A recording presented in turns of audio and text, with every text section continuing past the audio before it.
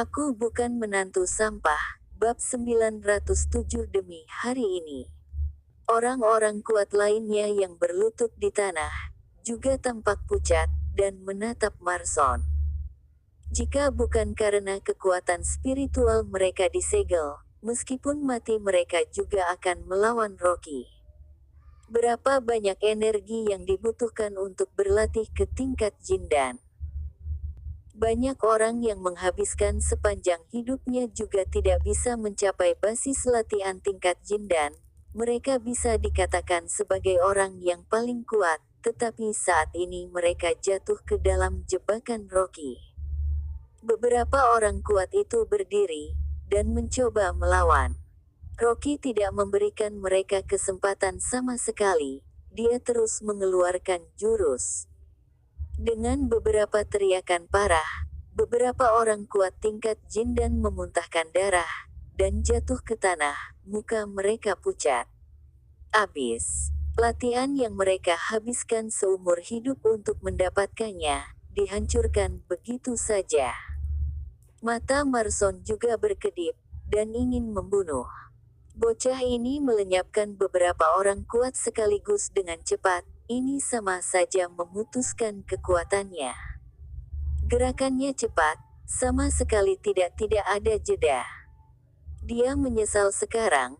Dulu Rocky ke kota Gopo untuk menjadi menantu yang datang sendiri. Dia memandang rendah padanya, dan tidak menganggap bocah ini di matanya. Siapa menyangka, bocah ini menyembunyikan kekuatan aslinya, tetap rendah hati. Saat ini Rocky sudah memiliki sayap, dan sayapnya sudah kokoh. Dengan jurus yang dikeluarkan Rocky tadi, Marson sudah mengerti, sekarang dia tidak bisa mengapakan Rocky lagi. Dia menyesal. Jika dia tahu bahwa Rocky adalah bahaya tersembunyi yang besar, dia seharusnya tidak menghabiskan waktunya untuk mengembang pasukannya di luar negeri. Tidak peduli dengan cara apapun, dia akan menghancurkan Rocky, untuk menghindari masalah di masa depan. Rocky memeluk tangannya, tidak melihat beberapa orang kuat yang di kakinya. Dia melihat Marson seperti tersenyum. Tentu saja dia melihat wajah muram Marson, yang sama sekali tidak bisa tersenyum. Dia merasa senang. Dulu di kota Gopo, memang benar dia menyembunyikan kekuatannya. Karena pada saat itu, latihannya baru masuk tahap awal, dan belum ada kekuatan di sekitarnya.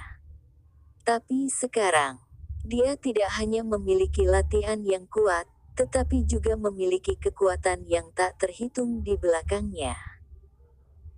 Baik itu keluarga Aung San di Burma, keluarga Ruan, maupun grup Babel, dan kelompok Sky Dragon dalam kota, dan pasukan rahasia yang dipimpin Bastian di luar kota, semuanya dilakukannya demi tujuan hari ini.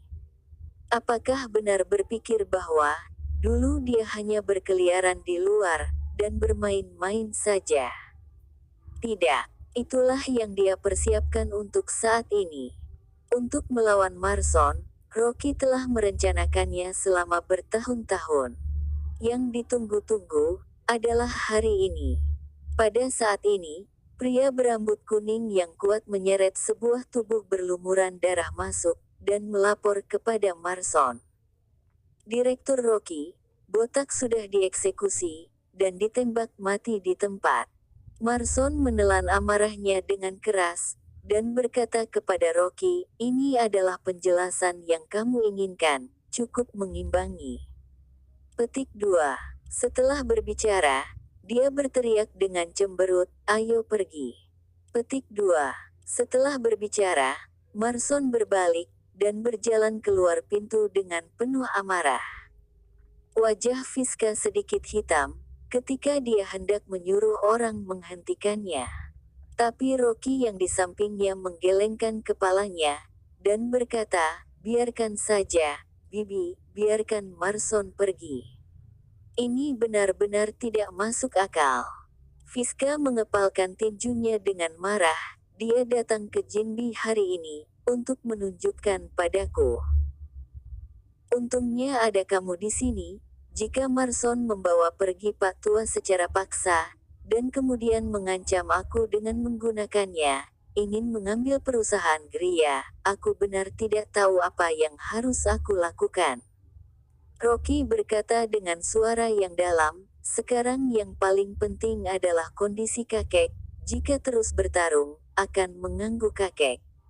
Pada saat ini, Fiska baru teringat Kinster yang lumpuh di kursi roda. Dengan segera dia pergi memeriksanya. Ketika melihat, dia tiba-tiba merasakan keringat dingin. Meskipun Kinster diberikan obat penenang, dan masih dalam keadaan koma, tetapi sekarang dia sudah gemetar. Beberapa dokter asing yang di dekatnya, juga sangat bertakutan dengan situasi barusan. Mereka semuanya bersembunyi di samping dan tidak berani bergerak.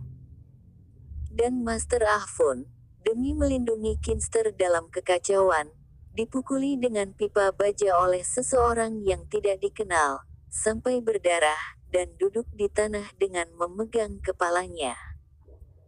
Vista menghela nafas lega. Untungnya Rocky menyelesaikan situasi ini dengan cepat. Jika ditunda, kondisi Kinster akan menjadi semakin parah.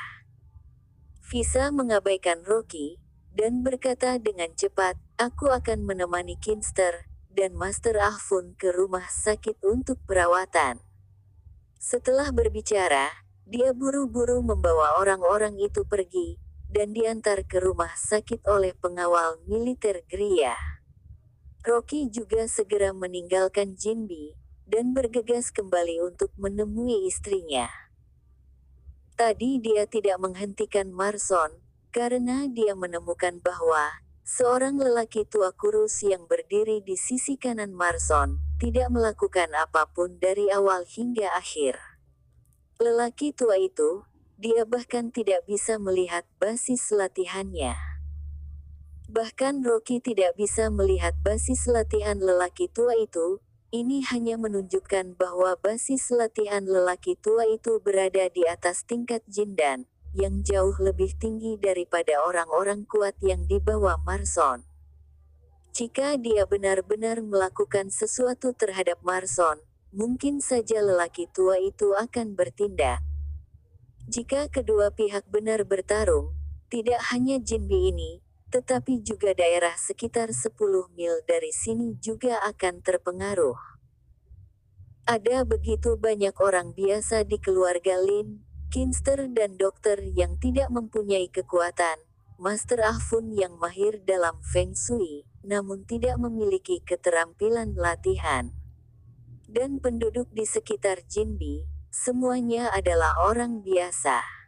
Jika dia benar bertarung dengan lelaki tua itu, mereka sama-sama kuat, pasti akan melukai orang yang tidak bersalah.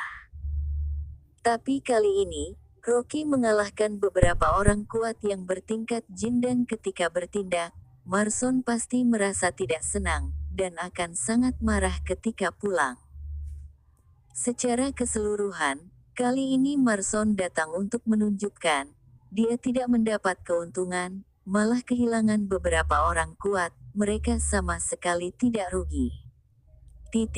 Rocky bergegas kembali ke villa dengan cepat, ketika melihat Dewi baik-baik saja, dia baru menghela nafas lega. Suamiku, apakah kamu baik-baik saja? Ketika Dewi melihatnya, dia melompat ke arahnya dengan kejutan, dan memeluknya erat-erat. Aku baik-baik saja. Rocky menggelengkan kepalanya sedikit, sekarang istrinya sudah mau melahirkan, tidak boleh terjadi apa-apa. Mengenai masalah Marson, dia hanya bisa membelakangkannya. Jika itu biasanya, dia pasti akan bertarung dengan Marson. Dewi masih dalam kejutan, dia menariknya dengan kuat, Bagor mengantarku pulang, kemudian bergegas ke rumah sakit untuk menjaga Kinster. Rocky, Marson adalah pamanmu, mengapa dia melakukan ini? Petik 2. Rocky juga tersenyum pahit, ini adalah cerita yang panjang. Ini terkait dengan masalah keluarga Lin. aku meninggalkan keluarga Lin, juga ada hubungannya dengan Marson. Dewi menunduk, merasa sedih. Suamiku, aku pikir keluarga Lin adalah keluarga kaya, dan kamu akan memiliki kehidupan yang baik karena kamu lahir di keluarga ini. Aku tidak tahu kehidupanmu dulu lebih susah dari. Petik 2. Semuanya sudah berlalu. Rocky menepuk punggung Dewi dengan menghibur, jangan khawatir. Aku dan Bibi tidak akan membiarkan Marson berhasil. Dia ingin mengambil perusahaan Gria, itu hanya khayalannya saja. Dewi buru-buru berkata, suamiku, jika ada yang bisa aku bantu, kamu bilang saja padaku, jika aku bisa melakukannya, aku akan melakukannya. Penampilannya yang serius membuat Rocky terharu dan juga ingin ketawa. Namun, sekarang dia akhirnya sudah mengklarifikasi identitasnya kepada istrinya, dan menghilangkan sebuah beban di hatinya. Dia memeluk bahu Dewi, istriku, aku dulu menyembunyikan identitasku, akankah kamu menyalahkanku? Petik 2. Dewi ragu-ragu, alisnya sedikit mengernyit. Suamiku, katakan padaku sejujurnya, apakah kamu pewaris keluarga Lin, atau Filoid? Pewaris legendaris keluarga Lin, apakah itu Filoid, atau kamu? Aku bukan menantu sampah. Bab 908 berpisah rumah dengan Jenny. Dia hanya tahu bahwa Rocky telah kembali ke keluarga Lin, tetapi dia tidak tahu siapa calon tuan dari keluarga Lin. Tentu saja adalah aku, kata Rocky tersenyum pahit. Ayah Filoid adalah Marson. Ibu kandungnya hanyalah seorang wanita hiburan asing. Dia bahkan tidak bisa masuk dalam silsilah keluarga Lin. Dan Kinster juga tidak mengakuinya. Mana mungkin membiarkan dia mewariskan keluarga Lin? Tidakkah Bibi mengatakan bahwa, setelah semuanya selesai, dia akan mengundurkan diri dari perusahaan Gria, dan menyerahkan keluarga Lin secara keseluruhan kepadaku? Benar kamu. Dewi mendongak dengan terkejut. Meskipun dalam perjalanan pulang, dia sudah memikirkan bahwa Rocky akan mewarisi properti dari keluarga Lin.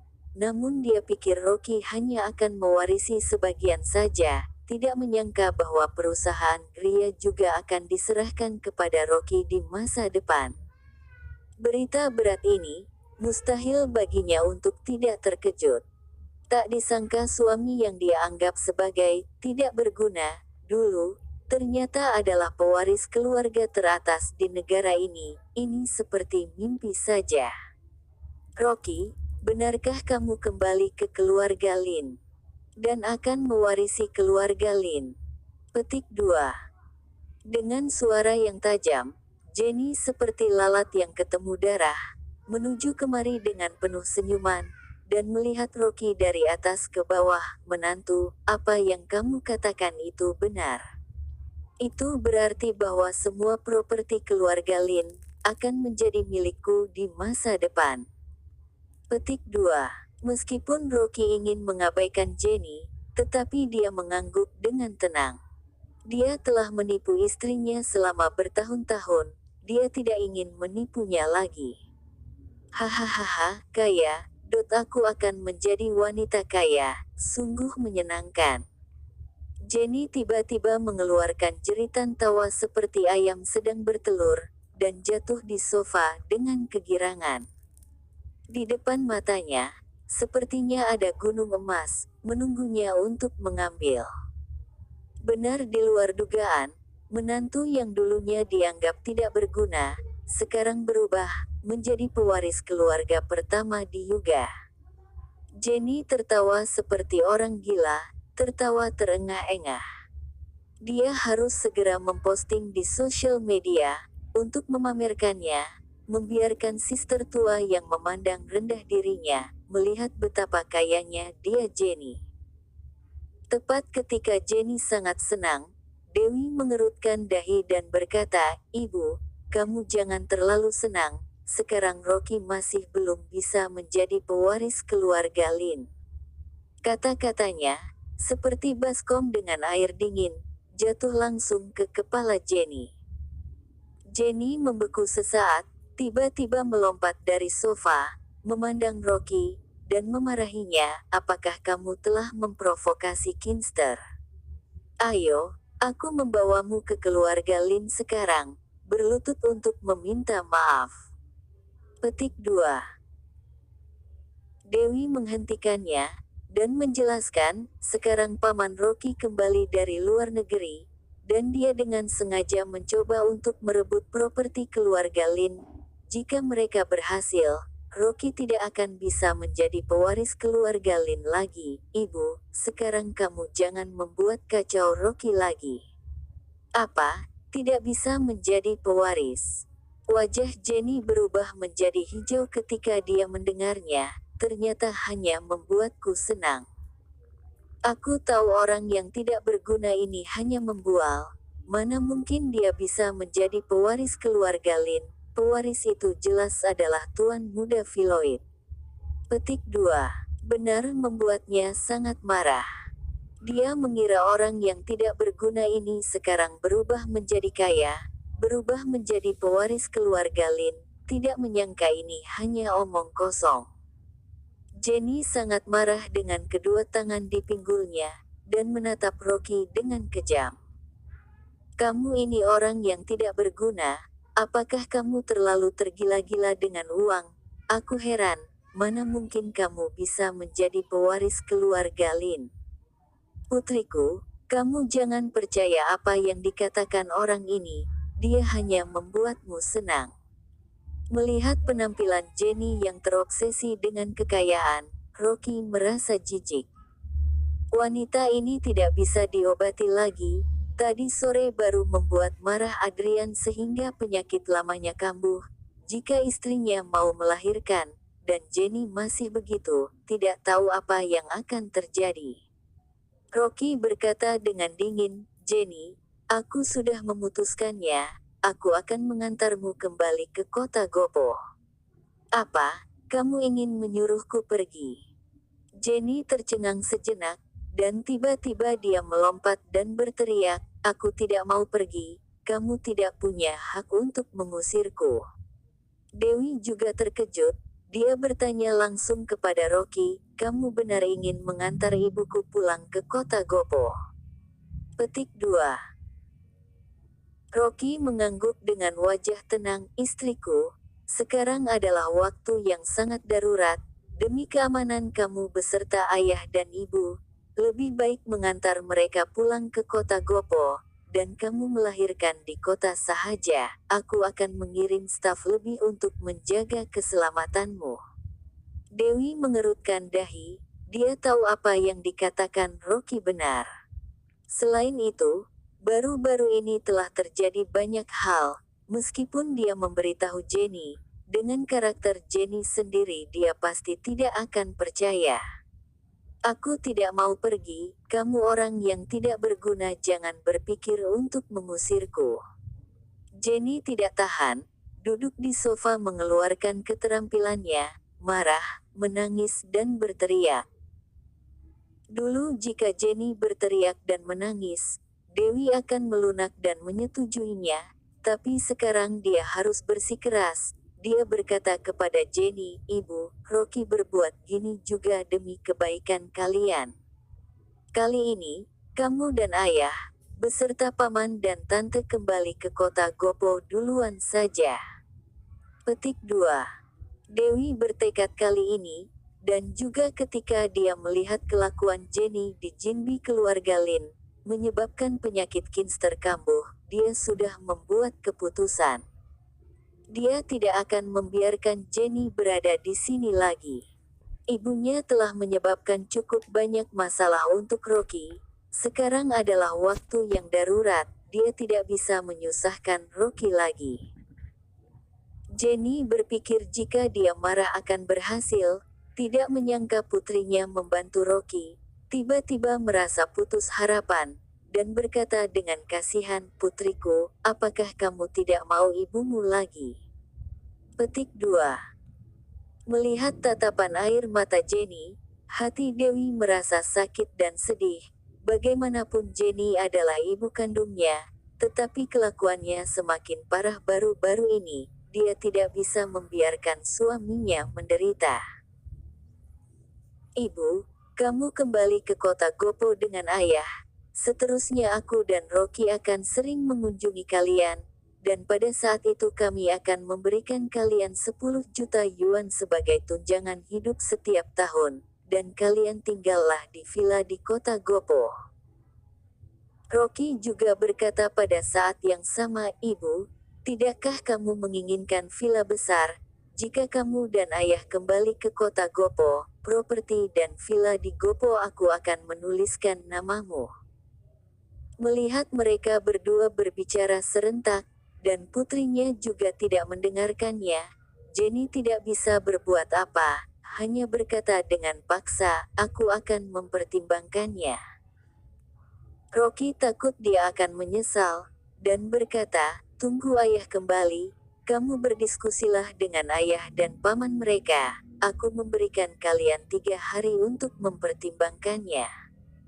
Dia telah tinggal bersama dengan Jenny selama 5 tahun, dan dia sudah merasa muak dengan mertua yang luar biasa ini selama 5 tahun ini. Sekarang akhirnya memiliki kesempatan untuk berpisah dari Jenny, Rocky sama sekali tidak ingin tinggal bersamanya lagi. Hidup berdua dengan istri, tidak, bertiga apakah ini tidak bagus? Petik 2.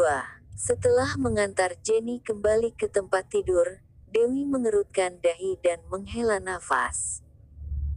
Rocky melihat ekspresi sedih Dewi, dia tidak tahan dan berkata, istriku, jika kamu benar tidak rela terhadap ayah dan ibu, biarkan saja mereka tinggal di kota sahaja. Petik 2. Bukan, Dewi mengangkat kepalanya, memandangnya dan berkata dengan serius, suamiku, aku mengkhawatirkanmu, Marson memiliki begitu banyak orang kuat di sekelilingnya, dan sekarang dia dengan sengaja ingin merebut keluarga Lin, bagaimana jika dia bertindak padamu? Petik 2. Istriku. Rocky terharu sesaat, tidak menyangka yang paling dikhawatirkan istri adalah keselamatannya. Dia menggelengkan kepalanya dan berkata, jangan khawatir, Marson sama sekali tidak bisa menyakitiku, aku malah lebih mengkhawatirkanmu. Petik 2. Awalnya Rocky juga berpikir untuk mengantar Dewi kembali ke kota Gopo, menjauh dari kota sahaja yang menjadi masalah ini, tapi dia berpikir lagi, jika istrinya kembali ke kota Gopo, dan dirinya berada di kota sahaja, bagaimana jika Marson bertindak sampai ke kota Gopo, dan dirinya berada di tempat yang jauh, sama sekali tidak bisa menyelamatkannya. Jadi lebih baik membiarkan istrinya berada di sampingnya, dan mengirim lebih banyak staf untuk menjaganya, dia baru bisa merasa lega.